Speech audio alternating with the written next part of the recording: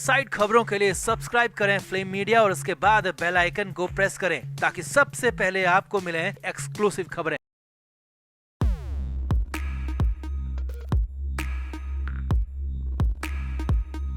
महाराष्ट्र में विधानसभा चुनाव नजदीक हैं और अब तो चुनाव आयोग ने भी साफ साफ कह दिया है कि 26 नवंबर से पहले चुनाव पूरे हो जाएंगे, प्रक्रिया पूरी हो जाएगी, यानी कि अक्टूबर के पहले पखवाड़े में चुनाव की तारीखों का ऐलान हो जाएगा। वैसे में चुनाव जब इतने नजदीक हैं तो उद्धव ठाकरे की हालत उतनी ही ज्यादा खराब है और बुरी तरह से वो घबरा गए और ये खुलासा किसी और ने नहीं बल्कि उद्धव ठाकरे के बेहद करीबी ने किया और पहली बार यहाँ तक बता दिया कि नाना पटोले उद्धव ठाकरे को नींद में भी सपनों में भी डरा रहे हैं। अंदर की बुरी बात बता दी तो दिखाते हैं आपको, सब कुछ बताते हैं। आप इस वीडियो को शेयर करें और कमेंट बॉक्स में अपनी राय जरूर दें।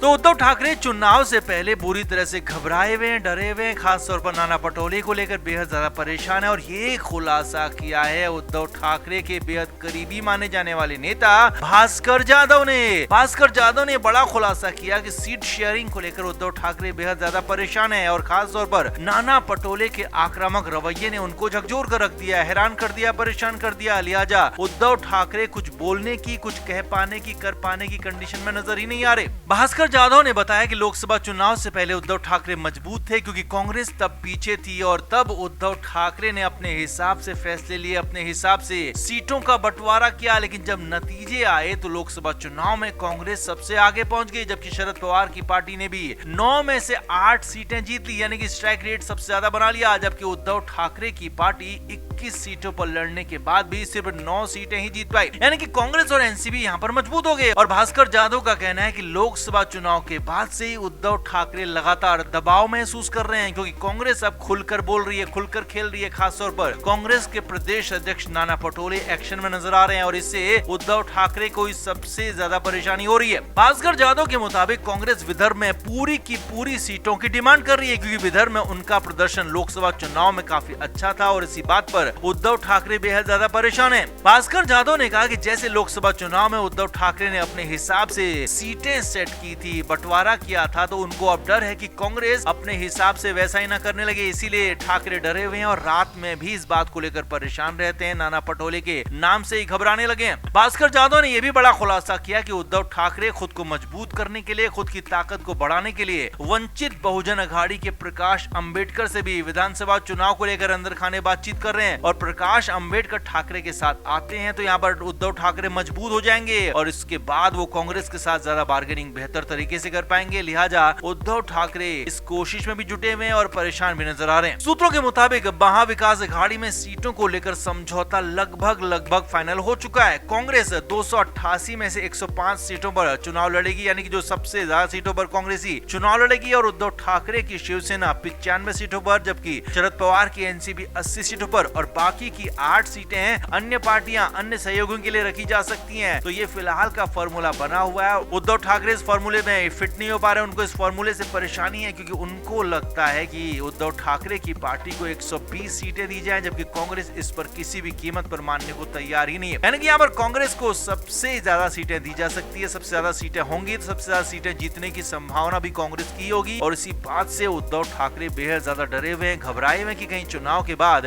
कांग्रेस और एनसीपी इतनी ज्यादा सीटें ना जीत जाएं, इतनी ज्यादा ताकतवर ना हो जाएं कि उनकी अकेले ही सरकार बन जाए और महाविकास अघाड़ी के अंदर शिवसेना यूबीटी का अस्तित्व ही लगभग खत्म हो जाए। तो इसी बात से वो डरे हुए हैं, घबराए हुए हैं। तो आपका इस पूरे मामले पर क्या कहना है? क्या वाकई में उद्धव ठाकरे का डर जायज है? क्या उद्धव ठाकरे के करीबी भास्कर जाधव ने जो खुलासा किया वो बिल्कुल ठीक है? आप क्या मानते हैं? कमेंट बॉक्स में आप जरूर से जरूर बताएं, वीडियो को शेयर भी करें।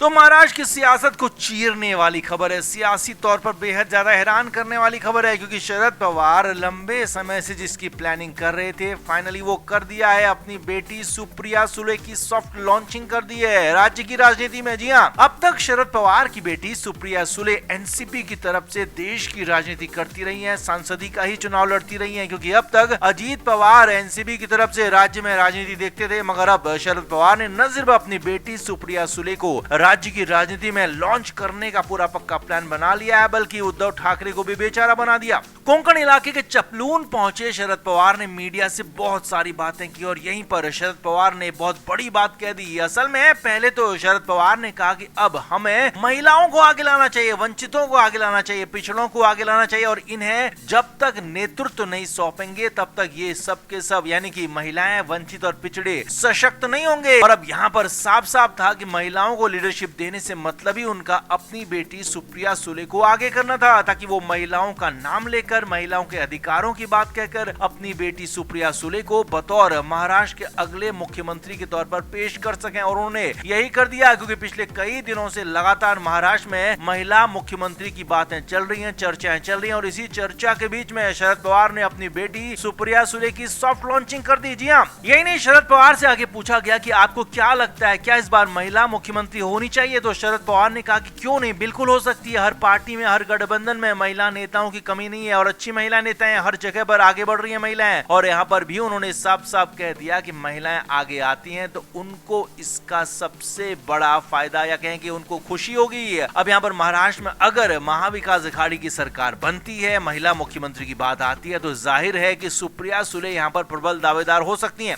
अब आगे देखिए, शरद पवार से यहीं पर फिर से पूछा गया कि क्या आप चुनाव से पहले ही सीएम फेस घोषित कर देंगे, क्या अपनी बेटी को आगे करेंगे? तो यहाँ पर शरद पवार की बातों ने ठाकरे को भी चित कर दिया। शरद पवार ने कहा कि आप 1977 का चुनाव देखिए, वहां पर जयप्रकाश नारायण आगे थे, सभी से एक समान वाली विचार वाली पार्टियों से साथ आने को कहा और जब बहुमत मिल गया तो फिर मोरारजी देसाई को प्रधानमंत्री बना दिया गया। यानी कि मोरारजी देसाई का नाम पहले कहीं नहीं था, पहले जयप्रकाश नारायण ही आगे थे। यानी कि एक तरह से 77 का बहाना बना दिया, साफ साफ कह दिया कि उद्धव ठाकरे भले खुद को आगे दिखा रहे हो, खुद आगे हों भी, लेकिन मुख्यमंत्री का फैसला चुनाव के बाद होगा, नतीजों के बाद होगा और 1977 की तरह होगा, बिल्कुल नया चेहरा होगा, अलग चेहरा होगा। यानी कि उद्धव ठाकरे को तो मुख्यमंत्री बिल्कुल नहीं बनने देंगे, इसे साफ कर दिया और उद्धव ठाकरे को पूरी तरह से बेचारा बनाकर छोड़ दिया कि उनका अब कुछ नहीं हो सकता। अब यहीं पर शरद पवार ने एक घुड़की भी दे दी, अपने ही गठबंधन के नेताओं को एक तरह से धमकी दे दी कि मेरी बात मान लो, नहीं तो और भी रास्ते खुले हैं। असल में शरद पवार से यहाँ पर ही ये भी पूछा गया कि चाचा और भतीजा यानी कि शरद पवार और अजीत पवार फिर कब से साथ में दिखेंगे? तो पवार ने कहा कि हम चाचा भतीजा घर के अंदर तो हमेशा ही साथ हैं, आगे भी साथ रहेंगे। यानी कि यहाँ पर यह भी संदेश दिया कि अगर उद्धव ठाकरे और कांग्रेस पार्टी उनके मुताबिक नहीं चलती है, उनके पास अजीत पवार को भी साथ लाने का विकल्प है